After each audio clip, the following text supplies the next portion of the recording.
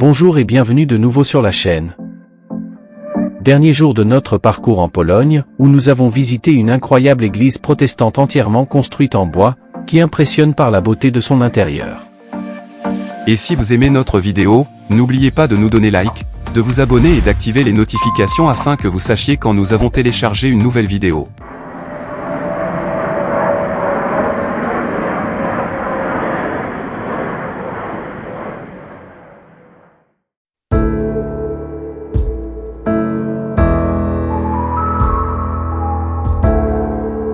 Notre voyage en Pologne touche à sa fin, mais avant de quitter le pays et de nous diriger vers la République tchèque, qui est notre prochaine destination, nous visitons d'abord Gliwice, où nous trouvons une tour de communication, qui détient le record de la tour en bois la plus haute du monde avec une hauteur totale de 118 mètres.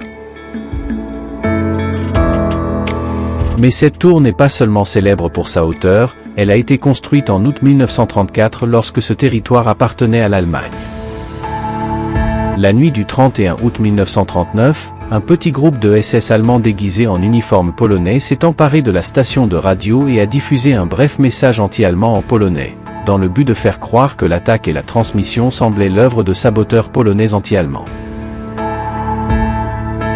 Pour rendre l'attaque plus convaincante, plusieurs prisonniers du camp de concentration de Dachau ont été drogués et abattus sur place, et leurs visages ont été défigurés pour rendre l'identification impossible, les corps ayant été déposés sur les lieux de manière à donner l'impression qu'ils avaient été tués en attaquant la station. C'est l'un des nombreux incidents, orchestrés le long de la frontière entre l'Allemagne et la Pologne en même temps, pour donner l'apparence d'agression polonaise contre l'Allemagne, justifiant l'invasion qui aura lieu le lendemain, le 1er septembre 1939, et qui marquera le début de la Seconde Guerre mondiale. Aujourd'hui, la gare abrite le musée de l'histoire de la radio et des arts visuels, où sont exposés les équipements de l'ancienne gare, associés à ce contexte historique.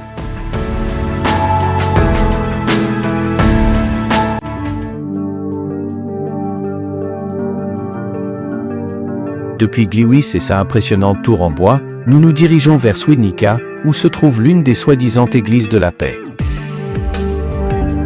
L'histoire de cette église impressionnante et belle commence en 1648, à la fin de la guerre de 30 ans, une série de guerres internes dans les États contrôlés par le Saint-Empire germanique, lorsque l'autorité impériale a limité la liberté religieuse des protestants, provoquant leur révolte et le début de la guerre. À la fin de celle-ci, l'une des conclusions de la paix était que chaque État était légitimé à nommer un culte religieux national, mais qu'il était nécessaire de respecter les libertés religieuses de tous les habitants, supposant, par exemple, que la construction d'églises d'autres cultes était permise. Dans la région historique de Silésie, qui a historiquement changé de main entre la Moravie, la Pologne, l'Autriche et l'Allemagne, la situation a ainsi résolu des conflits historiques, et le gouvernement catholique a accepté la construction des soi-disant églises protestantes de la paix, concrètement 3 dans les villes de Świdnica, Jaworów et Głogów. Bien que cela semblait résoudre le problème, les hostilités demeuraient latentes, et en Silésie, cela a entraîné des conditions très strictes pour accepter la construction d'églises protestantes, la norme imposant les conditions de leur construction ayant été approuvée en 1562.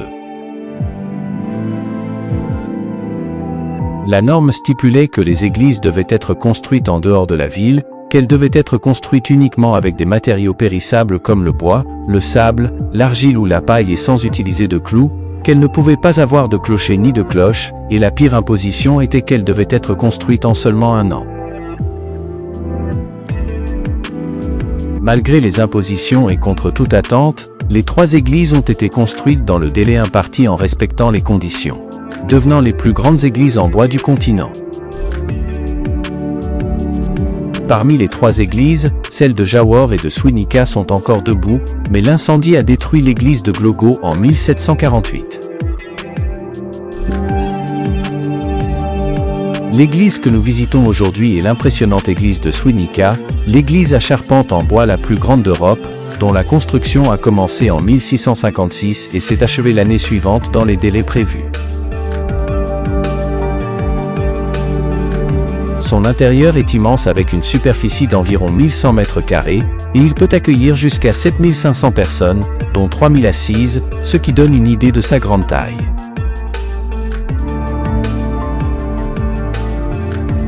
Mais en dehors de la grande taille de l'église, ce qui attire le plus l'attention, c'est la grande quantité de peintures encadrées en bois qui décorent son intérieur, tant les couloirs, la nef centrale, les nefs latérales et les balustrades, ce qui rend l'ensemble encore plus impressionnant, étant un exemple unique de baroque ecclésiastique. Nous ne pouvons pas nous empêcher d'admirer la beauté de l'autel, de l'orgue, de la chaire sur laquelle se trouve un sablier qui mesurait la durée des cérémonies religieuses au XIXe siècle, ou des loges situées à différents niveaux, pour les croyants les plus privilégiés de familles spécifiques, parmi lesquelles se distingue la loge des Hochberg, construite en remerciement à cette riche famille locale, qui avait offert les 2/3 du bois nécessaire à la construction de l'église, bois provenant d'environ 2000 chênes.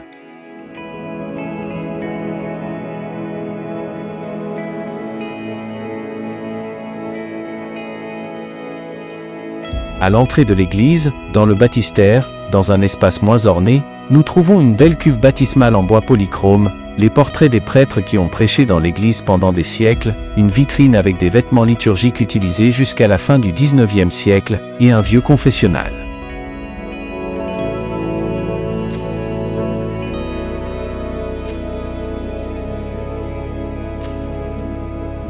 Déjà à l'extérieur, nous avons le clocher, construit en 1758 à 50 mètres de l'église, lorsque la situation des protestants s'était améliorée, ce qui a également permis de construire 2 écoles protestantes et une sacristie.